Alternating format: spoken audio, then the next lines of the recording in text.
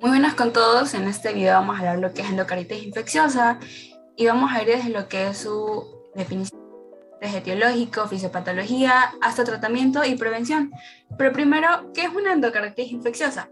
Bueno, esta va a ser una infección grave del endocardio, mayormente en lo que son las válvulas, y esto se da porque ciertos microorganismos, como bacterias u hongos, mayormente bacterias, van a colonizar la parte de las válvulas que ya han sido lesionadas. Por ejemplo, cuando hablamos de cardiopatía reumática, cardiopatía congénita, o en el caso que hayan prótesis de las válvulas, van a provocar que hayan lesiones en ellas, lo que hace que sea más fácil que estos microorganismos formen vegetaciones junto a otras partículas como trombóticas, otros gérmenes, que vayan a destruir al tejido cardíaco, además de poder provocar lo que es una embolia y hacer una disfunción cardíaca. Cuando estemos hablando de una endocardititis infecciosa, podremos dividir las lesiones en dos, que es una aguda y subaguda, que es la que mayormente se ve. Cuando hablamos de aguda, esto se va a dar por una infección de una válvula sana, pero el microorganismo va a ser tan virulento que va a provocar que hayan lesiones necrosantes, hayan lesiones ulcerosas y destructivas, como vemos en la primera imagen, que va a provocar que el tratamiento solamente sea por una intervención quirúrgica. Mientras que cuando hablamos de una subaguda, que vemos en la segunda imagen, esta va a ser una infección de una válvula que ya estaba deformada, pero el microorganismo es mucho menos virulento, lo que hace que con antibióticos se pueda tratar.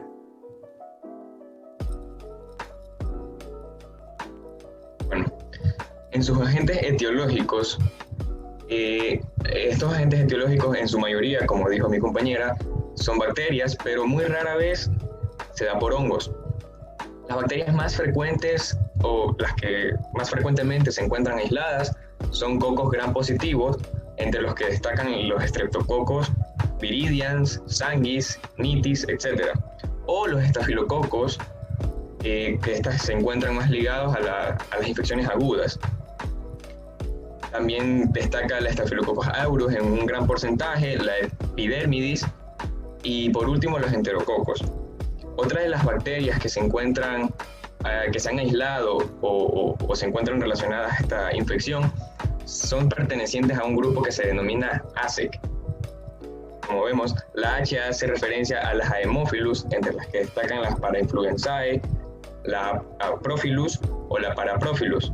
La A hace referencia al Actinobacillus, la C al Cardiobacterium, la E a la Eikinella y la K a la Klebsiella. La endocarditis micótica, que se da por hongos, es más frecuente en neonatos, en los cuales se da una infección de manera sistémica tras alguna cirugía o en niños que desarrollan algún trombo intracardíaco por algún daño valvular. Los causantes de estas infecciones micóticas, en un gran porcentaje, cerca del 70%, son causadas por cándidas, entre las cuales destacan la Aspergillus, la Histoplasma capsulatum o la Blastomyces dermatiditis. Otras de las bacterias que se encuentran arraigadas a las infecciones micóticas, otros de los hongos que se encuentran arraigadas a las infecciones micóticas son los Cryptococcus neoformans, entre otras. También se encuentra que se ha encontrado o aislado que en la infección que la Pseudomonas aeruginosa está presente en las personas que son drogadictos.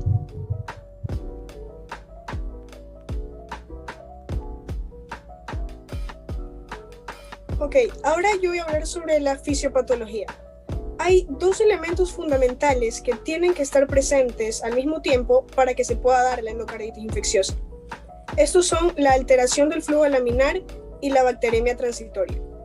Las lesiones propias de la endocarditis infecciosa tienden a formarse sobre la superficie de la válvula de la cavidad cardíaca que tenga la presión más baja. Esto se da sobre todo en el corazón izquierdo, o sea, la válvula mitral y la aórtica. El proceso es el siguiente. Debido a malformaciones congénitas, anormalidades valvulares o dispositivos intracardíacos que pueda tener el paciente, el flujo sanguíneo del corazón deja de ser laminar, que sería lo normal, y pasa a ser turbulento. Como sabemos, el flujo turbulento promueve daño endotelial y formación de trombos.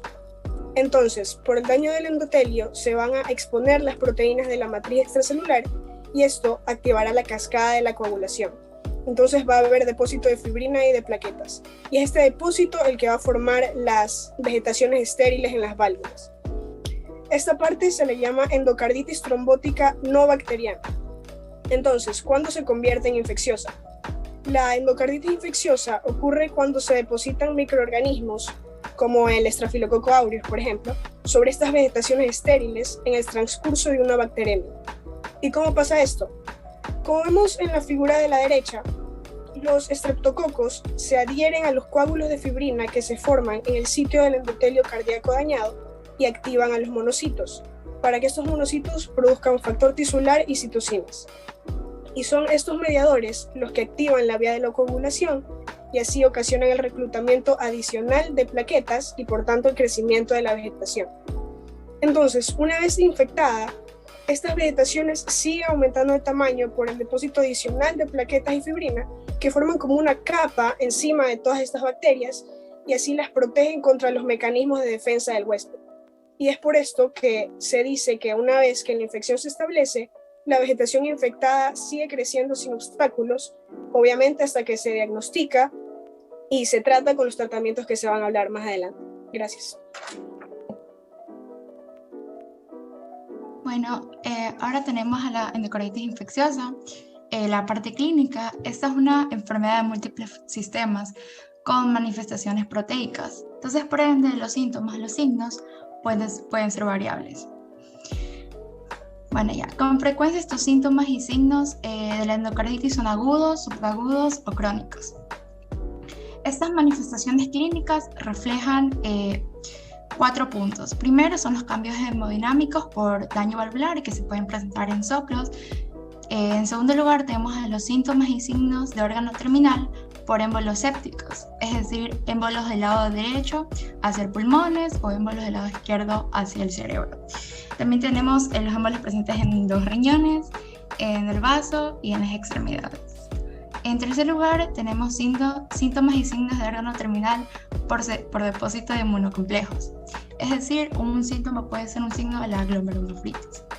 Tenemos en cuarto lugar la bacteriemia resistente con siembra metastática de infección, es decir, abscesos o articulaciones sépticas.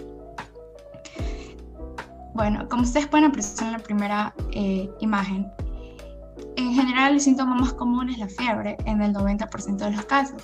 Esta va a ser prolongada durante semanas o meses y va a ser, no es muy elevada y no tiene un patrón específico. Esto se puede acompañar con malestar general, con anorexia, con vómitos, cansancio y hasta trastornos de sueño. Hay complicaciones embólicas en el 50% de los casos. El dolor torácico suele deberse a la mialgia, pero puede ser secundario a embolismo pulmonar y ocurre en un 10% en los niños mayores. También se puede auscultar un soplo. Este va a ser presente en el 90% de los pacientes. También puede haber una esplenomegalia que se encuentra en un porcentaje del 55 al 70 y es usual en la forma subaguda de la endocarditis. Las lesiones cutáneas, como ustedes pueden apreciar en la parte derecha, en la parte derecha y en la parte de abajo, son más comunes en los adultos. Tenemos a los nódulos de Osler, que son pápulas dolorosas en la yema de los dedos y en los pies, que al parecer son consecutivas a depósito de inmunocomplejos. Tenemos a las lesiones de Janeway, que son lesiones hemorrágicas indoloras, que van a estar presentes en las palmas y en las plantas, producidas por microémbolos sépticos. La más común en niños son las petequias. Esta que cuando hay un curso prolongado se puede encontrar en la mucosa bucal, en la conjuntival y en la piel y hasta en las extremidades. Las lesiones en los ojos se les encuentran como manchas de Roth, que son hemorragias retinianas ovaladas pálidas que van a contener un centro pálido y se van a localizar cerca del disco óptico. La muerte por lo general se origina por el colapso hemodinámico o por émbolos sépticos hacia el sistema nervioso central, lo que se traduce en abscesos cerebrales o aneurismas micóticos y hemorragia intracerebral.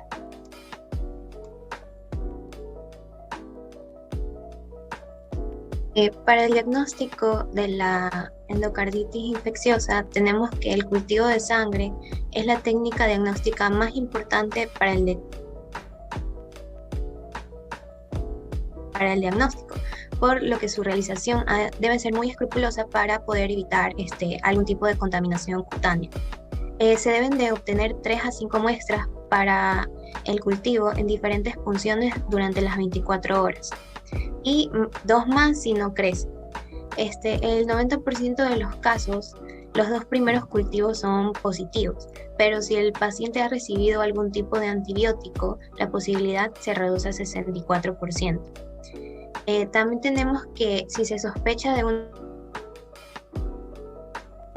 infección concomitante, se debe realizar el cultivo de muestras en otros tipos de muestras, como lo es de orina, de esputo, de líquido sinovial, líquido cefalorraquídeo, etc. También tenemos el diagnóstico por imagen. El diagnóstico por imagen tenemos que junto con el hemocultivo forman uno de los pilares básicos para poder diagnosticar este tipo de enfermedad. Tenemos que por lo general con el diagnóstico por imagen se pueden ver lo que son aneurismas, vegetaciones, abscesos, y también tenemos de 2 tipos. Tenemos el eco transtorácico, que es para la detección de las vegetaciones, que tiene una sensibilidad del 81%, y esta modalidad suele ser suficiente para poder diagnosticar esta enfermedad. Pero en algunos casos es necesario la ecografía transesofágica, que en adultos aumenta lo que es la sensibilidad. Y por último, tenemos que en ocasiones los signos clasifica en lo que es criterios mayores y criterios menores. Los criterios mayores tenemos lo que es el cultivo positivo en sangre o PSA quirúrgica, la lesión endocárdica en la ecografía. Como podemos ver ahí en la imagen, se puede ver lo que es una ecografía transesofágico que muestra la perforación de la válvula anterior de la válvula mitral en el paciente con endocarditis bacteriana. Y por último tenemos los criterios menores, que es la siguiente diapositiva, por favor, que tenemos lo que es la predisposición de fiebre, fenómenos vasculares, alteraciones inmunológicas, evidencias serológicas o cultivo positivo sin otros criterios. Con estos criterios podemos diagnosticar de manera más eficiente lo que es la endocarditis si los signos y síntomas pueden faltar. Gracias. Bueno, yo les voy a hablar sobre el tratamiento. Aquí tenemos que la endocarditis infecciosa se trata con antibióticos bactericidas que se dan por vía intravenosa. Habitualmente esto disminuye los fracasos y las recurrencias que se los use, ya que su duración de tratamiento es de 4 a 8 semanas, ya que los gérmenes están en el interior de la matriz de plaquetas y en las fibrinas más grandes, con tasas de metabolismo y división celular relativamente muy bajas, y por ello con susceptibilidad disminuida a los betalámicos y a otros antibióticos activos contra la pared celular, que también podemos ver en el tratamiento el linezolozil, que se ha comenzado a utilizar en los últimos años con un éxito en el caso de los gérmenes como el Staphylococcus, el Enterococcus, ya que estos son resistentes a la vancomicina. Recientemente se ha comenzado a utilizar el activador de plasminógeno tisular, ya que esto como tratamiento coadyuvante es el antibiótico con intraindicador que se realiza para las personas que tienen un alto riesgo a una cirugía. Aquí ustedes pueden ver en la parte derecha una tabla que es del tratamiento de una persona con endocarditis infecciosa pero sin prótesis, ya sea por Streptococcus viridans, bovis o Enterococcus. Aquí en la tabla pueden ver qué tipos de gérmenes se puede aplicar, el tipo de antibiótico, en qué dosis debe ser la correcta para aplicar estas técnicas y cada cuántas semanas se puede hacerlo. Siguiente. En la otra tabla ya pueden ver en la parte izquierda podemos ver el tratamiento de endocarditis infecciosa, pero ya con prótesis, en Streptococcus viridans, bovis o Enterococcus, y también en pacientes alérgicos a los beta-lactímicos. También pueden ver en qué tipo de gérmenes el antibiótico, en qué dosis se la debe aplicar y a cada cuántas semanas se lo debe hacer.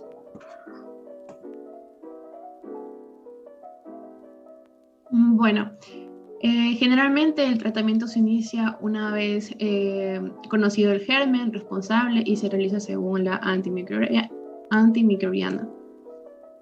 Si esto no es posible, hay que tener en cuenta que las endocarditis infecciosas sobre la válvula nativa puede cursar agudo.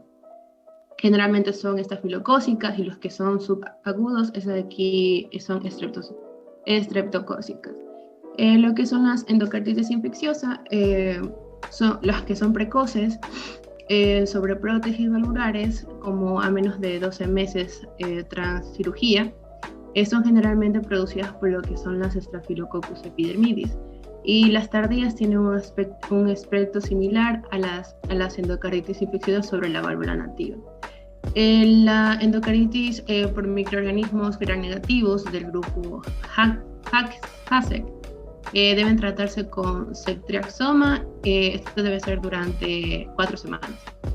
Lo que son las endocarditis infecciosas micóticas, tienen un mal pronóstico y la mayoría precisan tratamientos quirúrgicos. El tratamiento médico de primera elección es con la anfotericina B durante 6 semanas, y este antimicótico no penetra bien en las vegetaciones, por lo que algunos autores recomiendan añadir 5-fluorocitocina, que actúan sinérgicamente, y lo que es el fluoroconazol puede ser útil en el caso de hongos susceptibles, y las endocarditis con cultivos negativos se tratan durante de 4 a 6 semanas con ceftriaxona y gentamicina, añadiendo lo que es la vancomicina y en caso de sospecha una estafilocosis. Aquí podemos ver lo que es el tratamiento de la causa por Staphylococcus. Como podemos ver aquí, los tipos de gérmenes, los antibióticos y las dosis que se deben utilizar correctamente, y también las semanas que son aplicables. Una vez iniciado el tratamiento, se debe vigilar diariamente la aparición de signos de insuficiencia cardíaca, como son arritmias, bloqueos o fenómenos embólicos. Se repiten los hemocultivos de unos 4 a 6 días del inicio y a las 4 semanas del final, y se determinan las concentraciones séricas de los fármacos y su posible toxicidad. Y esto se repite en las ecocardiografías a las 2, 4 y 8 semanas. Cuando se requiere de tratamiento quirúrgico, en algunas situaciones, siendo la indicación muy individualizada, podemos distinguir lo que son las indicaciones absolutas y las indicaciones relativas. Como indicaciones absolutas tenemos lo que es la insuficiencia cardíaca, sobre todo por insuficiencia valvular, las obstrucciones valvulares, los abscesos perivalvular, las infecciones micóticas no candidiásicas o por pseudomonas, prótesis inestable, ruptura del seno de Valsalva o del tabique interventricular. También tenemos lo que son las indicaciones relativas. Están las bacteriemias persistentes, las endocarditis por cándida, vegetaciones mayor de 1 milímetro, los fenómenos embólicos que son significativos, sobre todo si hay afectación en válvula mitral o la aórtica. Bueno, yo les voy a hablar de la epidemiología. Tenemos que existe una menor frecuencia en comparación de adultos y niños, ya que estos últimos años se observa un incremento por la mayor supervivencia de los niños intervenidos de cardiopatías complejas y por el desarrollo de los cuidados intensivos neonatales. Bueno, la incidencia actual es de 0.4 por cada 1.000 niños y 1 por cada 1.280 ingresos pediátricos por año. Podemos decir que no existen diferencias ni por sexo ni por raza. Ahora, la cirugía correctiva sin defectos residuales elimina el riesgo atribuible a defectos septales, de ductus y a transposición de grandes arterias. Siguiente diapositiva. Bueno, Tenemos además que hasta hace 30 años, casi la mitad de los niños que tenían endocarditis infecciosa tenían una cardiopatía reumática. Ahora es excepcional en el caso de los países desarrollados, mientras que ha aumentado relativamente los casos asociados a cardiopatías congénitas al punto de que estamos en un 75%. ¿Ok? Ahora, un 50% de los niños con endocarditis infecciosa y cardiopatía congénita tienen cirugía previa. Además que eso les hace una predisposición en especial a las fístulas sistémico-pulmonares, prótesis y otras intervenciones paliativas de cardiopatías congénitas complejas, así como la menor edad en el momento de la intervención. Bueno, tenemos que un 8% de las endocarditis infecciosas pediátricas aparecen sin ningún factor de riesgo identificable. Además, se encuentra que en un 30% de ellos se encuentra un factor añadido. Un 30% se encuentra un factor añadido y de ellos el 65% ha sufrido una intervención letal o quirúrgica. Además, un 50% de los niños con endocarditis infecciosa y cardiopatía congénita tienen una cirugía previa. Y los cuidados intensivos pediátricos y neonatales han aumentado los casos asociados a técnicas agresivas, especialmente cuando hablamos de catéteres venosos centrales, aún en ausencia de una cardiopatía congénita. Bueno, gracias. Según la American Heart Association, inició sus recomendaciones de profilaxis hace más de 5 décadas, basándose en que las bacteriemias pueden causar la enfermedad. Los microorganismos causales forman parte de la flora habitual oral y que existen numerosos casos documentados en que hay relación temporal entre procedimientos dentales y desarrollo de endocarditis infecciosa. También es bien conocido que la frecuencia de bacteriemias durante los procedimientos dentales habituales es elevada, pero la mayoría de estas son transitorias y también se producen espontáneamente durante actividades de la vida diaria, como por ejemplo el cepillado de dientes o mascar chicle. Por lo tanto, el número de bacteriemias que sufre un individuo es muy superior debido a las actividades diarias que realiza por procedimientos dentales, por lo que el uso de profilaxis evitaría únicamente una minoría. Por lo que el uso de estos, únicamente la minoría, se conoce desde hace inicios del siglo XX que las bacteriemias son más frecuentes y pueden presentarse de manera espontánea en las personas que presentan una higiene oral deficiente o una enfermedad periodontal. Por ello, es recomendable una higiene oral adecuada y visitas regulares al dentista. Y esto es considerado una medida importante para la prevención y probablemente de mayor impacto que la profilaxis antibiótica. Entre estos procedimientos dentales en los que se utiliza profilaxis vienen a ser las extracciones dentales, como había mencionado antes, procedimientos periodontales o implantes de banda de ortodoncia. Entre aquellos procedimientos del tracto respiratorio encontramos la amigdalotomía, procedimientos quirúrgicos que afectan principalmente a la mucosa respiratoria, una broncoscopia rígida o broncoscopia flexible con biopsia. Entre los procedimientos gastrointestinales o geniturinarios tenemos esclerosis de varices esofágicas, dilatación esofágica, cirugía de las vías biliares o cirugía en mucosa intestinal. Además, hay otros procedimientos que no necesitan profilaxis, por ejemplo, quitar puntos de sutura o una extracción de primera dentición o un parto vaginal. Bueno, como había mencionado antes, la higiene oral adecuada y las visitas regulares al dentista son consideradas una medida muy importante para la prevención. Y aquellas pautas de profilaxis de endocarditis infecciosa, por ejemplo, en los procedimientos dentales o en las vías respiratorias o esofágicas, se utilizan la amoxicilina, clindamicina o cefalexina. Y en aquellos procedimientos gastrointestinales, salvo esofágicos y geniturinarios, se utiliza ampicilina más gentamicina. Y en los procedimientos, igual, como he mencionado, gastrointestinales y geniturinarios, pero en aquellos pacientes que son alérgicos a la penicilina, se utiliza vancomicina más gentamicina. Eso es todo. Gracias.